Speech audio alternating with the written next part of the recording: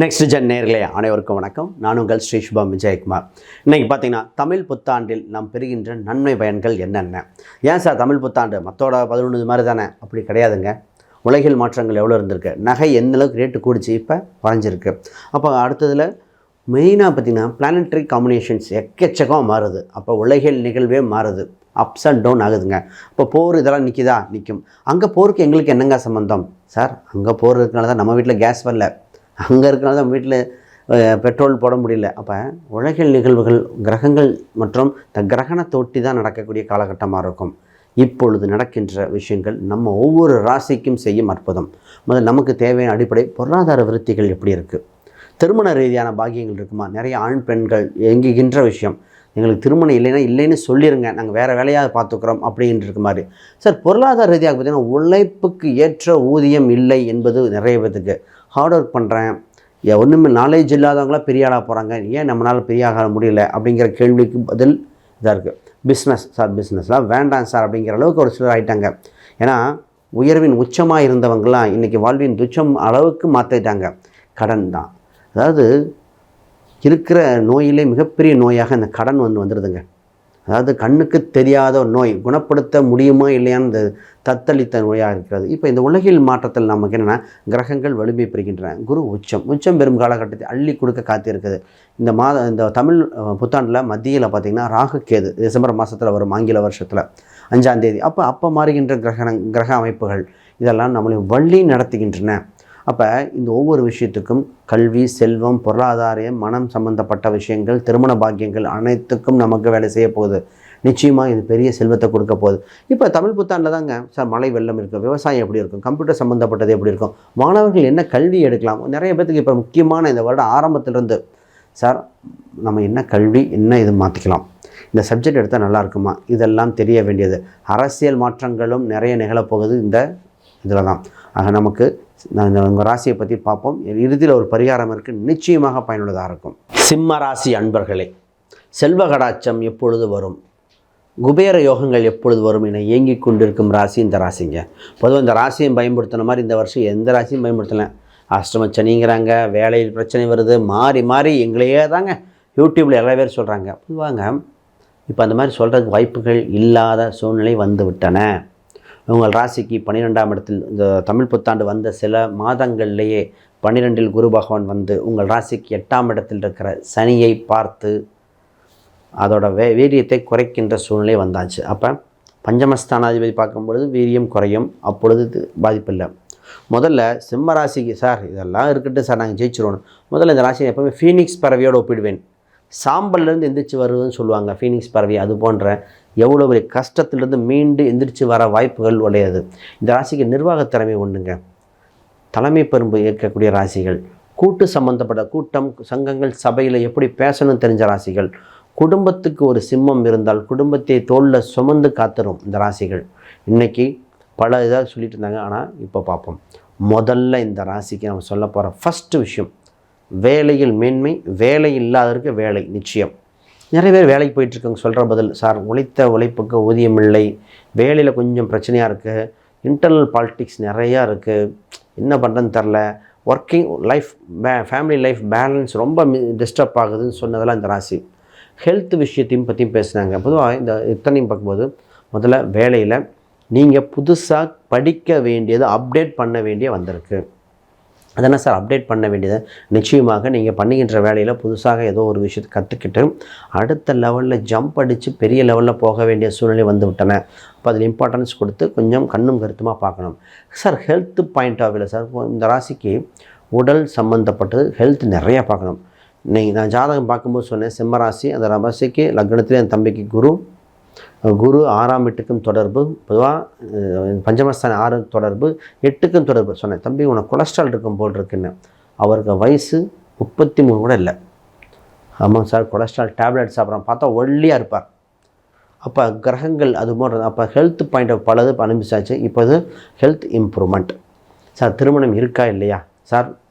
First திருமணம் சம்மந்தப்பட்டு இந்த ஒரு வருஷமாக உங்களுக்கு இருந்தது, அதிலேயே வாய்ப்புட்டிங்க. அப்போ நிறைய வீடியோஸில் நாங்கள் சொல்லியிருப்போம்.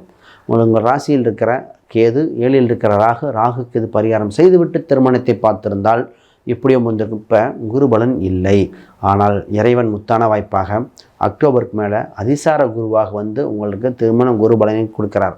அப்பொழுது பார்த்திங்கன்னா குயிக்காக இருக்கணும். டக்குன்னு வித்தின் 2 months 1 month முடிகிற மாதிரி இருக்கும். அப்போ அந்த ப்ராசஸ் பார்த்து திருமணம் நிச்சயமாக அமையக்கூடிய அம்சம் உண்டு. அப்போ கொஞ்சம் வேகப்படுத்தி பார்க்கணும். உங்கள் ராசியில் 7 வெட்டில் இருக்காரே சார், இது நல்லதா? 7 வெட்டில் இருக்கும்போது உங்களுக்கு பிடிச்சிருக்கும், பொண்ணு வீட்டுக்கு பிடிச்சிருக்கும், பையன் வீட்டுக்கு பிடிச்சிருக்கும், சொந்த பந்தங்கள் இல்லைம்பாங்க. திருமண நிகழ்வு காலகட்டத்தில் இந்த மாதிரி நேரத்தில் சிம்ம ராசிக்காரர்கள் முக்கியமாக கோயிலில் கல்யாணம் வைத்து விட்டால் சிறப்பு. நம்பர் 1. 2வது, திருமணம் நிச்சயம் செய்வது என்பது திருமணத்துக்கு முந்தைய சில நாளுக்கு முன்னாடி நிச்சயம் வைக்கணும். திருமணத்தை லாங் டேர்மாக போடக்கூடாது. இதெல்லாம் இந்த ராசிக்கு. ஏன்னா நிறைய பேர்த்துக்கு பேச்சுவார்த்தை பண்ணி இதானது நிறைய பேர்த்து பார்த்துட்டாங்க. இந்த ராசியோட அம்சம் அப்படி இருக்குது. இதில் கவனம். என்ன சார் நல்லது சொல்கிறீங்களா? இதாங்க நல்லது. ஏன்னா திருமணம் உங்களுக்கு என்ன பிரச்சனை வருதுன்னு தெரிஞ்சாச்சு இல்லையா? அப்போ திருமணத்தை ஷார்ட்டாக போட்டு டக்குன்னு முடிச்சிடலாம். இது ரொம்ப முக்கியம். அடுத்து சார், உங்கள் ராசிக்கு 2 நல்ல ஸ்தானத்தில் பயணிக்கிறார். வருமானம் அதிகரிக்க வாய்ப்பு உண்டு.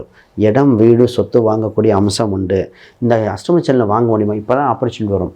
ரொம்ப பேர் கமிட்மெண்ட் பண்ணாமல் ஃபேமிலி ஜாலியாக இருந்துட்டு இருப்பாங்க. வேலை சம்பாதிச்ச காசு எது கடன் வாங்கிட்டுன்னு. இப்பொழுது என்ன நடக்குன்னா, உங்களுக்கு ஒரு சில இடம், வீடு, சொத்து அமைய வாய்ப்புண்டு.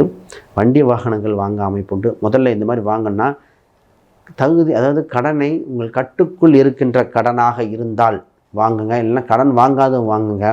கடன் ஆல்ரெடி தலைக்கு மேலே இருக்குங்க, அவங்களுக்கு செட்படி ஆகுது. அப்போ இதே 4ஆம் பாவம் என்ன செய்யணும், இடத்த விற்கிற மாதிரி வந்துடும், நகையை விற்கிற மாதிரி வந்துடும். அப்போ இந்த விஷயத்தை பார்த்து கேர்ஃபுல்லாக இருக்கணும்.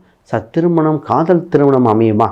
பொதுவாக இந்த ராசிக்கு இந்த மாதிரி அஷ்டமச்சனி இந்த மாதிரி காலகட்டத்தை கூட காதல் திருமணம் அமைய வாய்ப்பு வந்திருக்கு.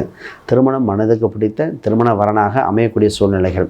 சார், பிஸ்னஸ் பண்ணலான்ருக்கோம், பிஸ்னஸில் பெரிய லெவலில் வரணும், வேலைக்கு போனால் கூட கொஞ்சம் பண்ணணும் சார். இதுதான் இந்த ராசிக்கு இப்போது மைண்ட் ஓடிட்டுருக்கு. சார், உங்கள் ராசிக்கு 10ஆம் அதிபதி சுக்கிர பகவான் அந்த அம்சம் பார்த்து தசாபதியும் பார்த்து பண்ணணும். கோச்சார ரீதியாக என்ன வந்திருக்குன்னா, ஒரு சில விஷயங்கள் பிஸ்னஸ்ஸு பார்ட் டைமாக உங்கள் லைஃப் பார்ட்னரு இல்லை இன்வெஸ்ட்மெண்ட் பார்ட்னராக போடக்கூடிய அம்சம் வந்திருக்கு, பண்ணலாம். ஷேர் மார்க்கெட் சம்மந்தப்பட்ட முதலீடுகளுக்கு இப்பொழுது முக்கியத்துவம். ஷேர் மார்க்கெட் இந்த குறிப்பாக இடம், வீடு, சொத்து, ஷேர் மார்க்கெட், டிவிடெண்ட் சம்மந்தப்பட்டு இது போன்ற வருது. டிவிடெண்ட் ஸ்டாக் சம்மந்தப்பட்டு பார்க்கலாம். ஸோ பூர்வீக ரீதியான சம்மந்தப்பட்ட இருக்கின்ற ஒரு சில வெள்ளங்கள் பிரச்சனைக்கு தீர்வு காண வேண்டிய ராசி இப்பொழுது. சார், அப்போ நீங்கள் இப்போ தான் முழுமையாக டக்குன்னு வரணும். பொதுவாக உங்கள் தாயின் உடல்நிலையும் தந்தையின் உடல்நிலையும் கவனிக்கணும். ஆக மொத்தம் இந்த ராசி ஓவராலாக பார்த்திங்கன்னா இடம், வீடு, சொத்து உண்டு. வேலை வாய்ப்புகள் அதிகமாக இருக்கணும். பிஸ்னஸ் சம்மந்தப்பட்ட டெவலப்பாக இருக்கணும். திருமணத்தை குறிப்பிட்ட சொன்ன நாள் கிழமையில் மட்டும் பார்க்கணும். கல்வி ரீதியாக மாணவர்களுக்கு சப்ஜெக்ட் கரெக்டாக பார்த்து எடுத்து விட்டால் இன்னும் சிறப்பாக இருக்கும். அப்போ இந்த ராசியில் பல தொந்தரவுகள் இருந்தாலும் இந்த நேரத்தில் தமிழ் புத்தாண்டு வந்ததிலிருந்து உங்களுக்கு சாதகமாக பல விஷயங்கள் வந்திருக்கிறது மாற்றுக்கருத்தில். நீங்கள் வழிபட வேண்டிய தெய்வமாக நடராஜர் வழிபாடு, முக்கியமாக நடராஜர் வழிபாடு செய்துட்டு வரும்போது சிறப்பாக இருக்குது. சிவா விஷ்ணு ஆலயங்கள் செல்வது சிறப்பாக இருக்குது. ஒரு முறை திருப்பதி சென்று வந்து விட்டால் அந்த ராசிக்கு திருப்பு முறை ஏற்படுகிற வாய்ப்புகள். ஆக அற்புதமான காலகட்டம் வந்திருக்கின்ற அனைவருக்கும் வணக்கம், வாழ்த்துக்கள். அன்பர்களே, இத்தனை நேரம் பார்த்தீங்கன்னா கோச்சார பலன்கள் தமிழ்னு பார்த்தோம். இப்போ கூட கோச்சார பலனோடு தசாபுக்தியும் லக்ன அமைப்பும் மற்ற கிரக அமைப்பும் எடுத்தால் இன்னும் துல்லியத்தை நோக்கி போகலாம். பொதுவாக எப்போவுமே ஜாதக ரீதியாக பார்க்கும்போது பார்த்திங்கன்னா அவ்வளோ பலன்கள் வந்துகிட்டே இருக்கும்.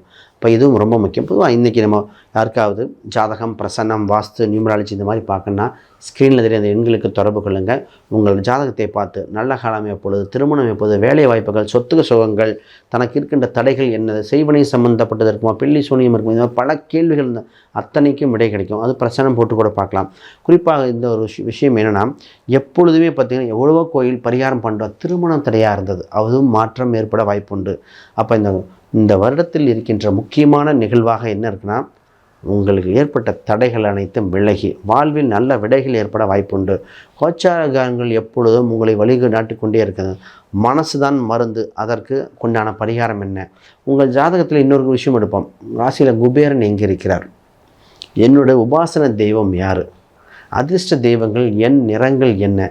இது அனைத்தும் ஜாதக ரீதியாக பார்த்தா அது தெரியும். அப்படி யாராவது ஜாதக ரீதியாக பார்க்கணுன்னா நிச்சயமாக கான்டாக்ட் பண்ணுங்கள். அனைவருக்கும் வணக்கம், வாழ்த்துக்கள்.